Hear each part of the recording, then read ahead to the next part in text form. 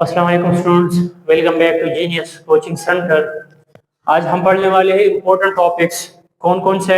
Concentration के units हम पढ़ेंगे। इसके दो यूनिट्स हम पढ़ेंगे। पहला कौन सा है? परसेंटेज कंपोजिशन पढ़ेंगे। दूसरा इम्पोर्टेंट कौन सा है? मोलैरिटी। दोनों के साथ में न्यूमेरिकल्स भी सीखेंगे पेपर में। दोनों के मतलब 9 का हो, फर्स्ट ईयर का हो, एमकेट हो, ईकेट हो, एनईडी हो, व्हाटएवर, दोनों से आते हैं एमसीक्यूज। तो आप लोगों ने इसको टॉपिक को भी सीखना है, टॉपिक के बीच बीच में भी एमसीक्यू हो जाए। और इसके फिर न्यूमेरिकल्स आप लोगों ने सीखने हैं, इंपॉर्टेंट है, लाजमी गौर से देख ले। कंसंट्रेशन यूनिट, सबसे पहले आप लोग डिफाइन कर ले कंसंट्रेशन क्या चीज है। The amount of solute dissolve या present in given amount of solvent या solution. Given amount, fixed amount of solution या सॉलिड हमारे पास मौजूद है, उसमें सॉल्यूट की मकदार को हम कंसंट्रेशन कहते हैं। अगेन बता रहा हूं, अमाउंट ऑफ सॉल्यूट डिसॉल्व्ड या present in given amount of solute या गिवन अमाउंट ऑफ सॉल्वेंट या सॉल्यूशन, इसको हम क्या कहते हैं? कंसंट्रेशन कहते हैं। इस बेस के, इस बुनियाद पे हमारे पास दो किस्म के सॉल्यूशन आते हैं। एक है डाइल्यूट सॉल्यूशन, दूसरा है concentrated solution. Dilute solution कौन सा solution है? A solution which has a small amount of solute in larger amount of solute is called dilution. Dilute solution वो solution जिसमें solvent के comparison में solute की quantity कम हो, उसको हम dilute solution कहते हैं। और इसका opposite ऐसा solution जिसमें सॉल्वेंट के कंपैरिजन में सॉल्यूट की क्वांटिटी या उसका कंसंट्रेशन ज्यादा हो, उसको हम कंसंट्रेटेड सॉल्यूशन कहते हैं। तो इन केस अगर आ जाए तो आप लोगों ने इस तरह आप लोगों से पूछेंगे व्हाट इज कंसंट्रेशन या व्हाट इज कंसंट्रेटेड सॉल्यूशन या व्हाट इज डाइल्यूट सॉल्यूशन। अक्सर आप लोग के ना डिफाइन द फॉलोइंग टर्म्स में ये इनमें से एक लाजमी पूछता है। अच्छा, solution containing large amount of solute, वही मतलब मैंने डेफिनेशन इनकम्प्लीट लिखा था लेकिन मैंने बता दिया। यूनिट्स अब कंसंट्रेशन के कौन काफी सारे यूनिट्स है। हम चंद इस लेक्चर के अंदर 2-3 पढ़ेंगे, फिर आगे जाके जो है मजीद इसको अगले लेक्चर में खत्म करेंगे। We use different unit to express the amount of solute, solvent and solute. चूंकि सॉल्यूट ग्राम में, मोल्स में और जो है डीएम क्यूब में हम सॉल्यूट भी एक्सप्रेस करते हैं, सॉल्वेंट भी एक्सप्रेस करते हैं या सॉल्यूशन भी। तो इस वजह से सॉल्यूट कंसंट्रेशन का यूनिट भी एक नहीं है। अगेन मैं बता रहा हूँ, क्योंकि सॉल्यूट, सॉल्वेंट और सॉल्यूशन को हम डिफरेंट यूनिट्स में एक्सप्रेस करते हैं, इस वजह से हमारे पास कंसंट्रेशन का यूनिट भी एक नहीं है, बल्कि डिफरेंट यूनिट्स हम इस्तेमाल करते हैं। डिपेंड्स अपॉन विद क्वांटिटी, मास में है या वॉल्यूम में है या नंबर ऑफ मोल्स में है, किस में है, तो इस हिसाब से हम यूनिट ऑफ कंसंट्रेशन भी चेंज करते रहते हैं। अच्छा, नंबर पहला कौन सा है? गिवन आर सम यूनिट्स, मतलब यूनिट्स जो है कुछ यहाँ पे है इस लेक्चर के अंदर। परसेंटेज कंपोजिशन, ये पहला यूनिट है कंसंट्रेशन का। इसको भी हम मजीद 4 क्लासेस में डिवाइड करते हैं। इट में बी स्टडीड इन, इसको हम स्टडी कर सकते हैं मास डिवाइडेड बाय मास, मतलब कि जब सॉल्यूट भी ग्राम में हो, सॉल्वेंट भी ग्राम्स में हो, और मास डिवाइडेड बाय वॉल्यूम या वेट भी आप लोग इसको कह सकते हैं। जब मास तो सॉल्यूट जो है वो ग्राम्स में हो लेकिन सॉल्वेंट जो है वो डीएम क्यूब में हो, तो फिर हम ये वाले इस्तेमाल करेंगे। जब सॉल्वेंट प्लस सॉल्यूट या सॉल्यूशन प्लस सॉल्यूट दोनों डीएम क्यूब में हो तो हम ये वाले इस्तेमाल करेंगे। मतलब जब दोनों के वॉल्यूम्स ही गिवन हो फिर हमने ये वाले इस्तेमाल करना है। अगर इस तरह हो कि सॉल्यूट जो है उसका वॉल्यूम गिवन हो, सॉल्वेंट का मास गिवन हो, तो हम कैलकुलेशन सॉल्यूशन का, तो हम इसमें फिर कैलकुलेशन करेंगे। तो ये आप लोग के माइंड में होना चाहिए पॉइंट। कभी कभी फिर हमें नहीं पता चलता कि मैंने कैलकुलेशन किस में करना है। अब तो आप लोग जो है देखना है कि क्या गिवन है। सॉल्यूट का मास है, सॉल्यूशन का भी मास है, तो ये वाला इस्तेमाल कर ले कैलकुलेशन, न्यूमेरिकल कैलकुलेशन में। अगर मास सॉल्यूट का गिवन है लेकिन सॉल्वेंट का वॉल्यूम गिवन है सॉल्यूशन का, आप लोग ये वाले इस्तेमाल कर ले। अगर दोनों का वॉल्यूम गिवन है, सॉल्यूट का भी सॉल्यूशन का भी, तो ये वाले इस्तेमाल कर ले। अगर सॉल्यूट का वॉल्यूम गिवन है, सॉल्वेंट का मास गिवन है, तो फिर चौथा वाला आप लोग इस्तेमाल कर ले। मैंने एक डिटेल में बताया है, दूसरा थोड़ा सा शॉर्ट है तीसरा, चौथा आप लोग इसी से ही डिराइव करेंगे, थोड़ा दिमाग इस्तेमाल कर ले और से देख ले तो आगे आगे जाके फिर आसान होगा, कोई मसला आप लोग के लिए नहीं बनेगा। पहला कौन सा है, मास परसेंट या m divide by m percent या वेट। अच्छा तो आप लोग का पहला हेडिंग होगा डी नोशन, तो इसको हम m डिवाइडेड बाई m से डिनोट करते हैं मास परसेंट को, या w डिवाइडेड बाई w से डिनोट करते हैं। आप लोग के शॉर्ट क्वेश्चन में है what do you mean by mass percent या mass divide by mass percent या weight divide by weight percent, तो आप लोगों ने यही सब कुछ बताने, 3 मार्क्स होंगे, तो आप लोगों ने 3 हेडिंग जो है यहाँ पे देने हैं, साथ में एग्जांपल जो है ना। तो डिफाइन कैसे करेंगे, it is the mass of solute, किसका मास, सॉल्यूट का mass dissolved in 100 gram of solution, 100 gram of solution में सॉल्यूट का जो मास गिवन हो उसको हम क्या कहते हैं, मास परसेंट कहते हैं।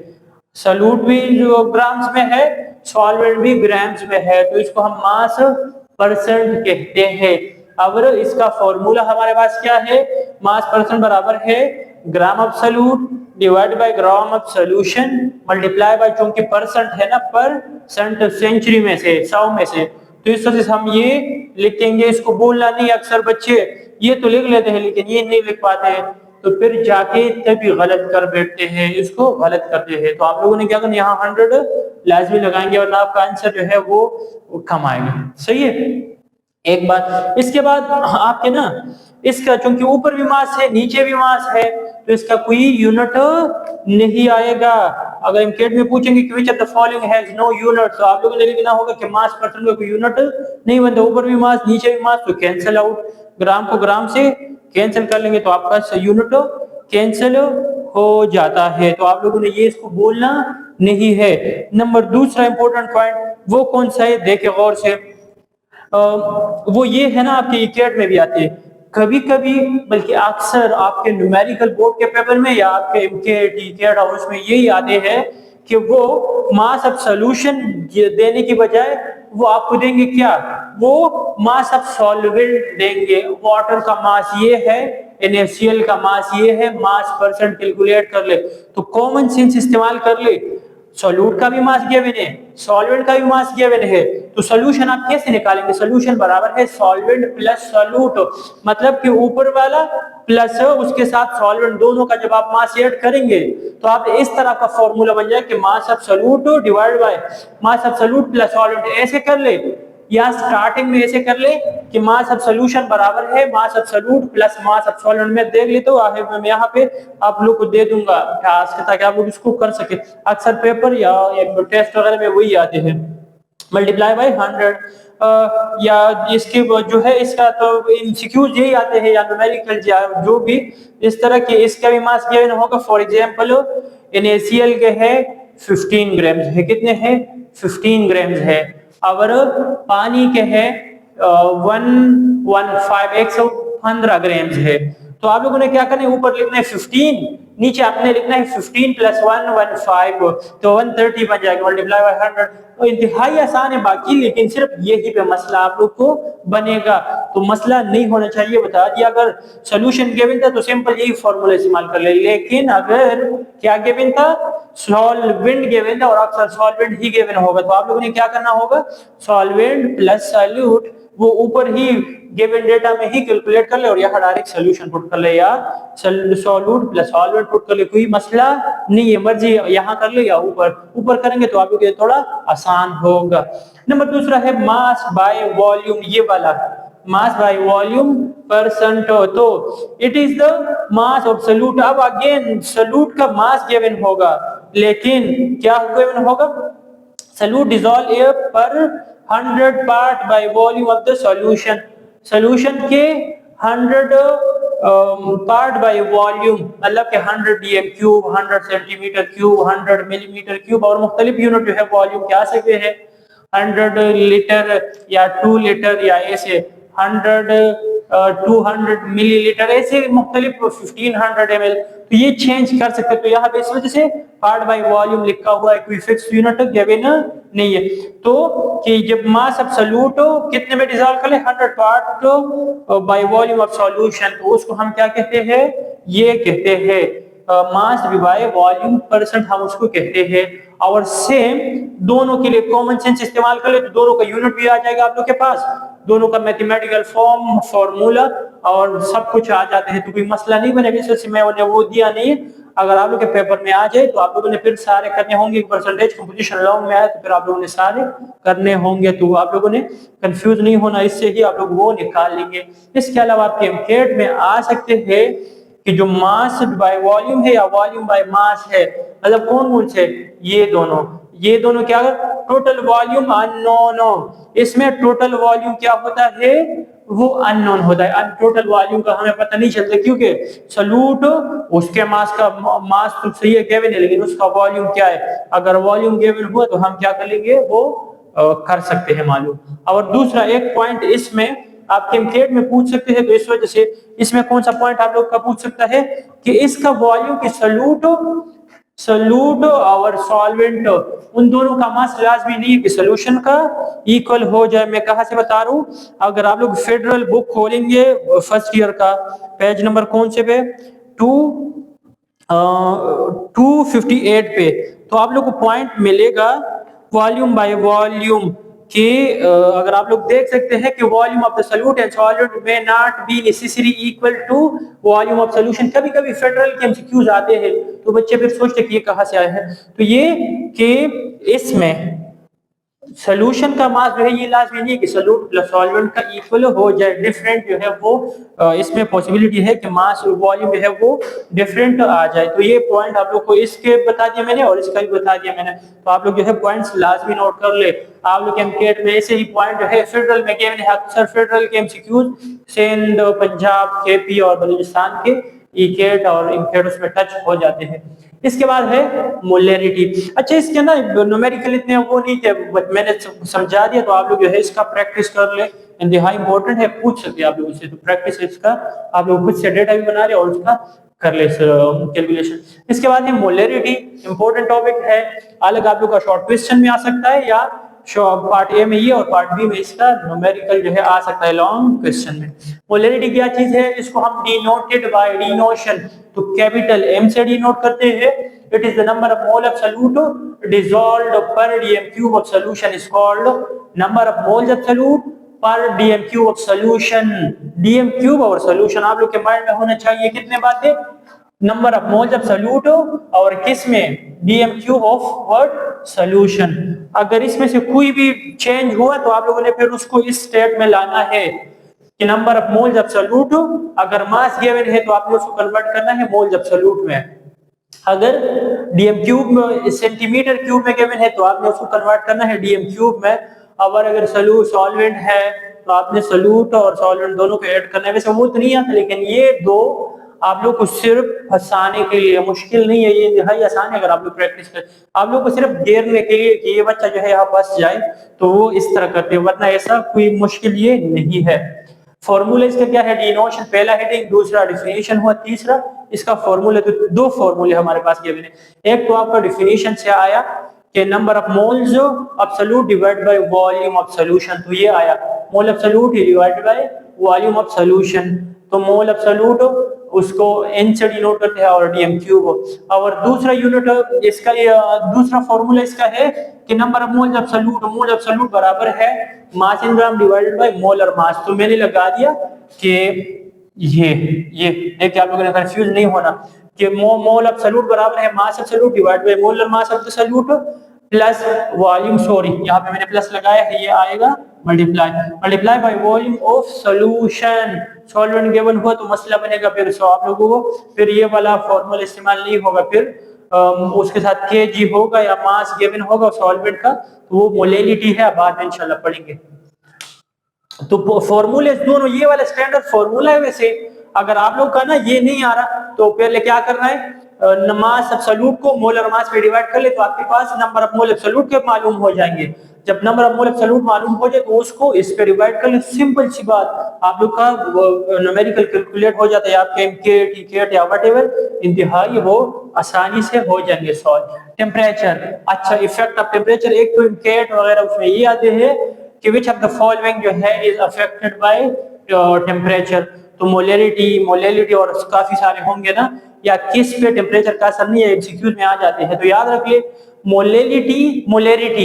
मोलेरिटी का टेम्परेचर के साथ इनवर्स रिलेशन है, मतलब कि इफेक्टेड हो सकता है टेम्परेचर का असर हो, या मोलेरिटी जो है इज अफेक्टेड बाय टेम्परेचर। आप लोग को याद होना चाहिए रिलेशन कौन सा है, तो इनवर्स रिलेशन है। मतलब हुआ कि अगर टेम्परेचर बढ़ाएंगे तो मोलेलिटी कम होगी।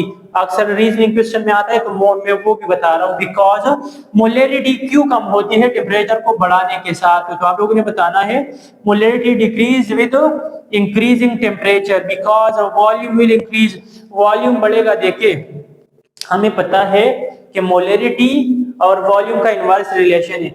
अगर मैं टेम्परेचर बढ़ाऊंगा तो मेरे पास वॉल्यूम बढ़ेगा, जब वॉल्यूम बढ़ेगा तो ऑटोमेटिक बात मोलेरिटी जो है मोलेरिटी विल डिक्रीज। तो सिंपल सी बात, कोई मुश्किल नहीं है, due to which molarity will decrease. तो आप लोग को और ये याद रख ले, नोट और reference volume is that of solution. वो जो अक्सर बच्चे जो है सॉल्वेंट, तो सॉल्वेंट कभी भी नहीं हो सकता। अगर convert volume to DM cube, अगर सेंटीमीटर क्यूब में है या किसी और यूनिट में है तो सबसे पहले उसको कन्वर्ट कर लो डीएम क्यूब में, उसके बाद आप जाके क्या कर ले, इसका कैलकुलेशन कर ले। तो ये जो है मैंने मुश्किल से 2 सॉल्व कर दिए हैं, और फिर आप लोगों ने ना इसका ही खुद से डेटा निकालेंगे, खुद से सॉल्वेंट लेंगे, खुद से सॉल्यूट लेंगे, और आप लोगों ने कैलकुलेशन इसका करना है कम से कम 15 आपने ना इसके सॉल्व करने हैं, क्योंकि आपके कैट में आते हैं और हम जो है वहां 3 मिनट हमारे इस पे जाया होंगे। और फिर जब टेंशन हो तो वो, क्योंकि बच्चे तो वो जब टेंशन हो तो बच्चे तो इसको छोड़ देते हैं या तुक्का लगा लेते। तो तुक्के वाले एमसीक्यूज ये नहीं, इंतहाई आसान एमसीक्यूज है। देखिए, calculate molarity of 0.25 gram of sodium bicarbonate in 100 centimetre cube. तो सबसे मुश्किल क्यों है, क्यों एक तो सोडियम बाइकार्बोनेट इतनी मुश्किल उसमें नहीं लेते, या इनकेस अगर ले भी ले तो मोलर मास मालूम करना कोई मुश्किल काम नहीं है। 0.25 अक्सर जो है टू मतलब अक्सर फिक्स वैल्यू क्या होती है, मतलब जिसमें कैलकुलेटर की जरूरत ना हो वो आपके एमकेट एनईडी वगैरह में लेते हैं, इतनी मुश्किल उसमें नहीं लेते, आपके पेपर में ये आ सकते हैं। वॉल्यूम हमारे पास सेंटीमीटर क्यूब में है तो उसको हमने कन्वर्ट करना होगा डीएम क्यूब में, और हमने दूसरा वाला फॉर्मूला इस्तेमाल करना होगा, ये वाला ऊपर वाला नहीं, या ये कि पहले नंबर ऑफ मोल मालूम कर ले फिर कोई मसला नहीं है। तो गिवन डेटा मास जो है वो कितना है सोडियम बाइकार्बोनेट का, वो है 0.25 ग्राम। मोलर मास कितना है, तो सोडियम का मास है 23 प्लस हाइड्रोजन का मास है 1, एक हाइड्रोजन है प्लस एक कार्बन है उसका मास है 12 प्लस 3 ऑक्सीजन है उसका मास 16 है, तो 3 16 48। तो मेरे पास कैलकुलेट हो जाएगा कितना आ जाएगा 84 ग्राम पर मोल, ये सोडियम बाइकार्बोनेट का मास है। तो आप लोग ना इस मोलर मास का बार बार प्रैक्टिस कर ले, ताकि आप लोग के ना अगर आएंगे तो मोलर मास कम से कम आपको याद होना चाहिए, तब जाके आपको इसको 30 सेकंड में मतलब विद इन अपने पेपर में सॉल्व करने की बजाय आप विद इन मतलब देखते ही आप सॉल्व कर पाएंगे अगर आपको प्रैक्टिस है, वरना ये आपको काफी टाइम जाया करेगा। आसान एमसीक्यूज होगा लेकिन टाइम आपका जाया करेगा। तो वॉल्यूम मास भी गिवन है, मोलर मास वॉल्यूम भी गिवन है, और मोलर मास सॉरी वो हमने मालूम करना होगा। वॉल्यूम गिवन है 100 सेंटीमीटर क्यूब, आप लोग यहाँ यूनिट लगा ले, तो सेंटीमीटर क्यूब से डीएम क्यूब में कन्वर्ट करने के लिए हमने क्या करना होगा, 100 को 1000 से डिवाइड करना होगा। वहां यहाँ पे 250 है तो उसको 1000 में डिवाइड कर ले, 500 है तो उसको 1000, कोई मसला नहीं, कर दिया डिवाइड, तो ये आया मेरे पास। अब मैं क्या करूंगा, फॉर्मूला के मास एब्सोल्यूट वो ये रहा, मोलर मास उसका ये रहा, और इसका वॉल्यूम। तो सिंपल सी बात, अगर कैलकुलेशन करेंगे तो मैं अगेन बता रहा हूँ कि आपके पेपर में आ सकता है। अब यूनिट इसका मोलेरिटी है, आप यहां से भी निकाल सकते हैं, ऊपर मास लिख ले ग्राम पर मोल लिख ले, और यहाँ पे क्या लिख ले डीएम क्यूब लिख ले। तो आपका यहाँ पे जो पर मोल है ये ऊपर चले जाएगा, तो मोल पर डीएम क्यूब आपके पास यूनिट आ जाएगा, मोल पर डीएम क्यूब जो है वो हमारे पास आंसर आई ज्यादा है। तो ये ना इंतहाई जरूरी है, आप लोग इसको बार बार प्रैक्टिस कर ले ताकि सही से बैठ जाए दिमाग में। आप लोग मुख्तलिफ सॉल्वेंट्स ले ले और मुख्तलिफ प्रैक्टिस कर ले, तो इंशाल्लाह आप लोग के आएंगे। एक और भी मैं सॉल्व कर लेता हूँ, इसके बाद जो है फिर आप लोग को प्रैक्टिस। दूसरे चूंकि मैंने स्टेप बाय स्टेप समझा दिया, तो मैंने दूसरा थोड़ा ऑटोमेटिक मतलब स्टेप्स मैंने नहीं किए है, मैंने जो है डायरेक्ट सॉल्व किया, जिस तरह गिवन डेटा, फॉर्मूला, सॉल्यूशन, या यहाँ पे रिक्वायर्ड आप लोग लिखते हैं पेपर में न्यूमेरिकल में प्रॉपर गिवन डेटा रिक्वायर्ड फिर फॉर्मूला फिर सोल्यूशन। तो फॉर्मूला मैंने यहाँ लगाया नहीं था, फॉर्मूला आप लोग लगाएंगे सोल्यूशन और उसके बाद रिजल्ट। तो इस तरह मैंने नहीं किया, मैंने डायरेक्ट किया है calculate the mass of sodium hydroxide in 2.5 molar solution. 2.5 उसकी मोलरिटी है और उसका जो है वॉल्यूम कितना है 2.5 डीएम क्यूब है। अब हमने मास मालूम करने, बाकी सारे गिवन है।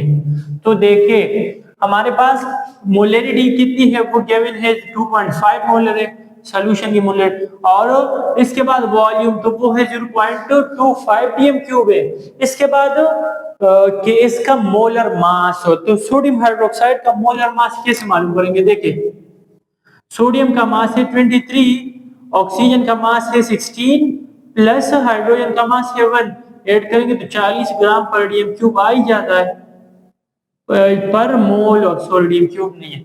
तो अब इसके बाद देखें फॉर्मूला मैंने लगा दिया, मोलरिटी की वैल्यू गिवन है, मास को हमने करना है मालूम, मोलर मास है 40 और वॉल्यूम वो ये रहा।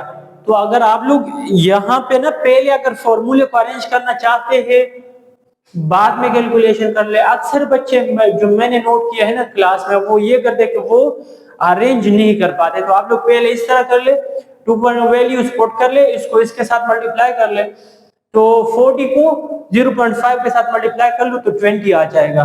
तो कितना आ जाएगा, हाफ है ना 0.5 का मतलब कि 1/2। तो 40 को जब 1/2 फिर उसके साथ वो कर लेंगे मल्टीप्लाई तो हमारे पास 20 आ जाएगा 20। तो अब 20 यहाँ पे आया और यहाँ पे 2.5 है। तो अब आगे इससे ये करना है कि इसको हमने इस साइड पे ट्रांसफर करना है। तो अगर मल्टीप्लाई करूंगा यहाँ पे 20 मल्टीप्लाई कर ले यहाँ पे भी, तो भी इस तरह सही है, वरना बाद बच्चे नहीं कर पाते तो वो आप लोग डायरेक्ट इसको इस साइड पे ट्रांसफर कर ले। तो m हमारे पास इक्वल हो जाएगा 2.5 मल्टीप्लाई बाय 20 का, तो 20 तो 2.5 मल्टीप्लाई बाय 20 तो हमारे पास 50 ग्राम्स आ जाता है। इसके बाद मैंने आप लोग के लिए काम दिया है कि कैलकुलेट कंसंट्रेट। अच्छा मैं ये भी कर लेता हूँ, ये भी अब पेपर्स वगैरह में ये आ जाते तो बच्चे सोचते कि ये क्या है। तो आप लोगों ने ना थोड़ा कॉमन सेंस को इस्तेमाल कर ले कि मोल पर डीएम क्यूब हो तो किसका यूनिट है, मोलरिटी का।